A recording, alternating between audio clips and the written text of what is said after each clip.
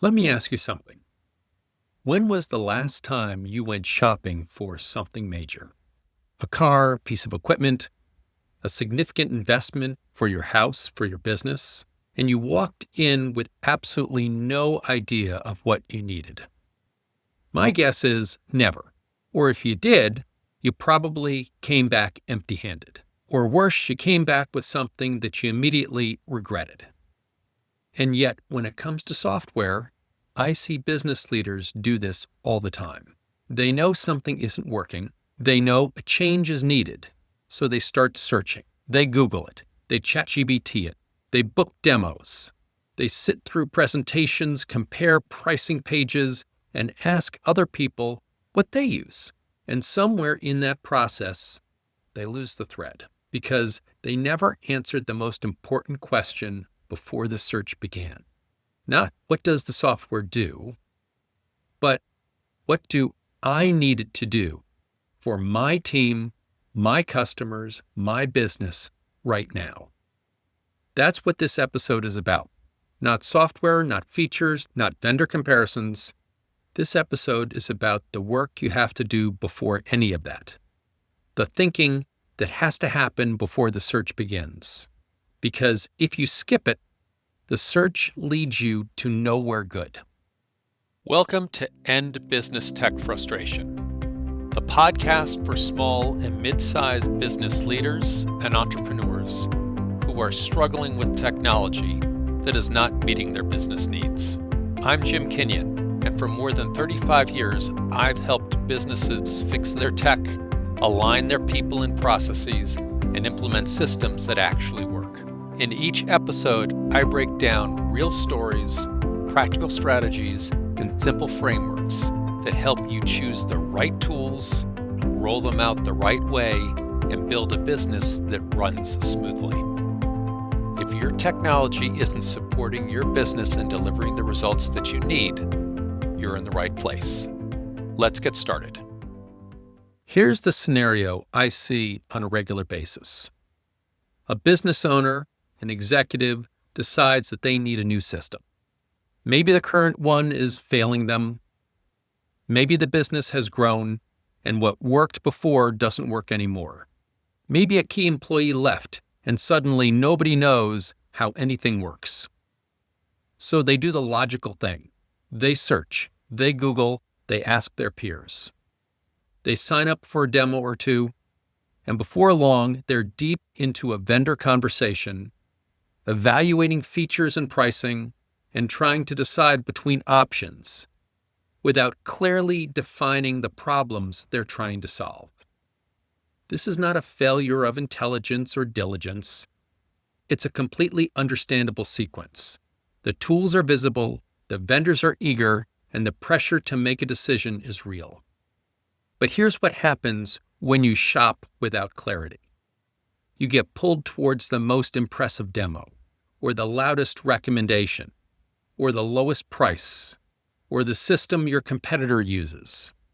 None of those are bad points, but none of them answer the real question. And the real question is, what does the system need to accomplish in your organization, for your people, your processes, and at your scale? And if you can't answer that clearly, specifically, and before the search begins, you are not ready to choose a system. That's the whole thing. That's the foundation of everything I'm going to walk you through today. So 1, with outcomes, not features. Focus on business outcomes. The first place I want you to go, before the requirements, before the categories, before any software name enters the conversation, is outcomes. Ask yourself, what is this system supposed to make better? Not do, make better. There's a difference. Any software does things. Systems manage contacts. Event systems manage registrations. Accounting tools manage financial transactions. That's what they do.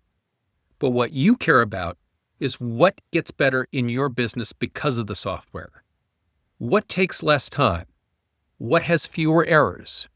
What no longer requires 3 people to reconcile manually, at the end of every week?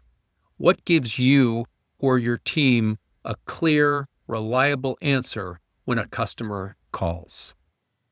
Here are the kinds of outcome questions I'd encourage every leader to look at before they start evaluating software. 1. What decision do we need to make faster? Or what information do we currently not have to make them? What manual work is consuming time that shouldn't require a person? What customer experience could be improved? What's currently getting in the way of that? Where are we making errors or losing information because of how data moves through our organization? What does a good day look like for people who will use this system? And how does the right system make that easier? These aren't technical questions, these are business questions. The answers to them become your anchor throughout the entire evaluation process. When a vendor shows you a feature that looks impressive, you go back to your answers. Does this feature help you get there? If not, this is not a reason to choose this system. Write down this sentence. We need this system to help us blank. Okay, once you've named your outcomes, the next step is requirements, and you need to write these down. Not because writing them down makes them official, but because vague requirements stay vague, and the vague requirements lead to vague decisions, and vague decisions will lead to regret. Here are some things I want to acknowledge. You may not know exactly what you're looking for. That's fine. That's actually common. You might have a general sense of what's not working and only a vague idea of what should replace it. Write that down too. We're not sure, but we need something that handles X and Y. It's a legitimate starting point. It becomes a question you bring to your evaluation. What's not acceptable is entering a software selection process with nothing written down at all, because if you don't have it on paper, the vendor's sales process will fill the gaps for you, and their requirements may not match yours. So what goes on the requirements list? I'll break it down into 3 categories.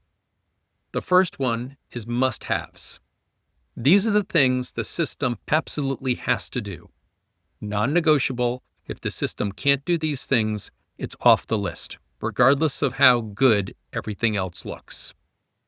Second is the nice-to-haves. These are things that would improve the experience or add value, but you'd survive without them if the must-haves are solid. Third, the questions to answer. These are the questions that you need answered about how the system supports your outcomes. One more thing to mention.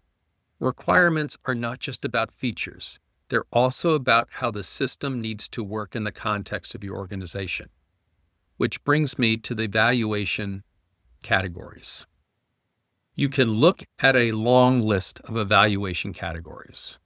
But to keep it simple, I'm breaking it down into 2 main categories. And I want to walk through each of these with you because they matter in different ways for different organizations. Features and functionality. These are obvious ones. Does the system do what you need it to do? Does it handle the specific tasks your team performs? Does it support the workflows that matter most for your business? But here's the nuance I want you to hold on to. More features is not better. A system with more features than your team will ever use is not an asset. It's a liability. It creates complexity. It creates a learning curve. It creates cost without a corresponding value. So when you evaluate features, evaluate them against your requirements, not against what the vendor is proud of. Usability. Look at how people will actually use the system. This is where many software decisions break down. A system may look good from a leadership perspective. It may check the boxes. It may have the reports. It may have the dashboards. But is it a good fit? Not just about what the system can do, but how it works in the reality of your team's day. How often will your people use it? Every day? Once a month? That matters enormously because a system you use every day becomes second nature. A system your team only touches a few times a month causes them to relearn every time they sit down to use it. And the more infrequently the use, the simpler the system really needs to be. How many people will use it? And what are their roles? Is it primarily used by one or two people who need to manage it deeply? Or is it a tool that everybody on the team will touch in some way? Different use patterns require different system designs. When people doing the work find the system confusing, slow, or disconnected from how their job actually happens, that really matters because if people do not use the system correctly, the data will not be reliable. If the data is not reliable, the reports won't be trusted. If the reports aren't trusted, leaders will go back to start asking people for updates manually. And now you have an expensive system sitting next to the same old workaround. So ask yourself, does the system need to integrate with other business systems or can it stand alone? Most systems need to be integrated with other systems. Ask yourself, what's the cost of the system and does it align with the outcomes that you're looking for? Also keep in mind that the majority of small and mid-sized business teams aren't technical. A system that's designed for technical users, deployed by non-technical users, will create friction. You'll get low adoption. You'll get workarounds. You'll get the exact situation I described in one of my earlier episodes of the show. So remember, match the system to the people who will be using it, not to the people who choose it. Number 4, support, training, and adoption. What happens when something goes wrong? And something always eventually goes wrong. Evaluate the support model honestly. Is there a phone number, a live chat, a ticketing system that takes 3 days to get a response, an online knowledge base that's 2 years out of date? Who will update your processes when something changes? Who will make sure that people are using the system consistently? I've seen organizations buy phenomenal software and still struggle because no one planned for adoption. They assumed the vendor training would be just enough. But one training session, usually on standard content, doesn't create a habit and doesn't match with your own business processes. People need reminders. People need clear expectations. They need leadership reinforcement. They need someone to go to when they get stuck, especially if your team is non-technical, especially if your team is really busy, especially if the system touches customer service, sales, finance, operations, reporting. The software may work, but adoption takes support. For a small team without a dedicated IT function, support is not a nice to have. It's a critical component of the system, because when your team gets stuck, and they will, the speed and quality of the help they get determines whether they push through it or they give up. Ask vendors directly, what does your typical support response time look like for a business our size? And then try to verify that answer through customer reviews and references. 5, match the software to your organizational size. So ask yourself, what does our size require now? What will it need in the next 2 to 3 years? For organizations with 1 to 25 people, at this size, simplicity is your primary requirement. Not features, not scalability, simplicity. Your team is small. Everyone is wearing multiple hats. Nobody has time to become an expert in a complex system. And when someone leaves, what happens? You can't afford a month-long knowledge transfer.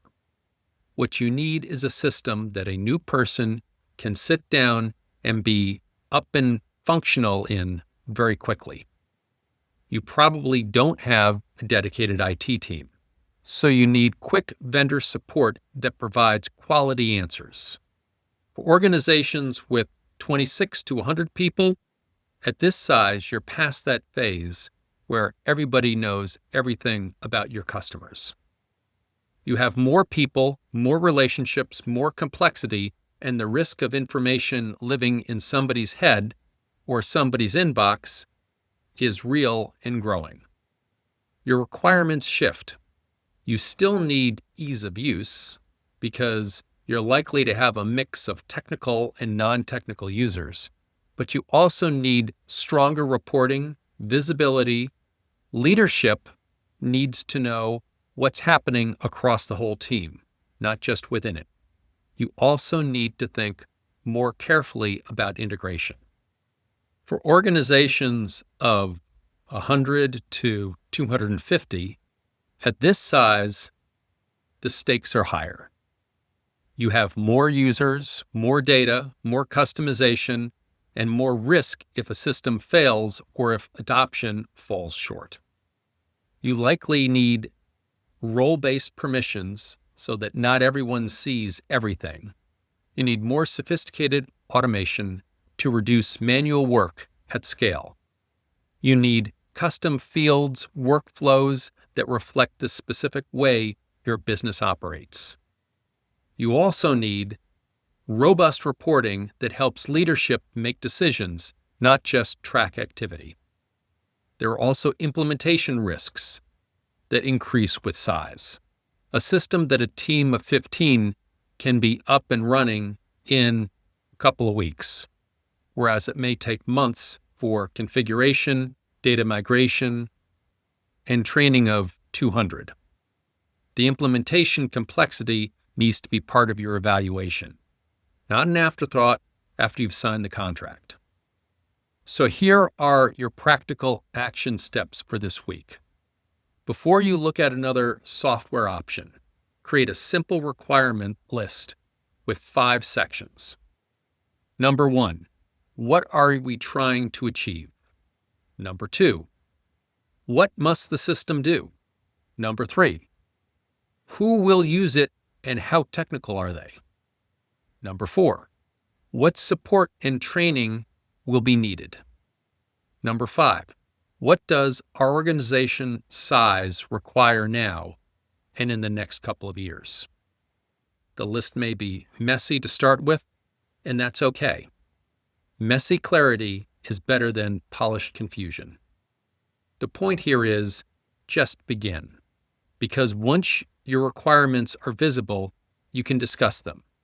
You can challenge them. You can prioritize them. You can compare software against them. And then you can make a better decision. Thanks for listening to End Business Tech Frustration. If you enjoyed today's episode, subscribe or follow the show so that you never miss an insight. And if your business is struggling with technology that doesn't support your goals, connect with me on LinkedIn. I'd love to hear how technology is impacting your business, whether it's good, bad, or just downright painful. Remember, your technology should empower your people, strengthen your processes, and make your business thrive. If it's not doing that, I'm here to help you get your tech right and to get real value from it. See you in the next episode.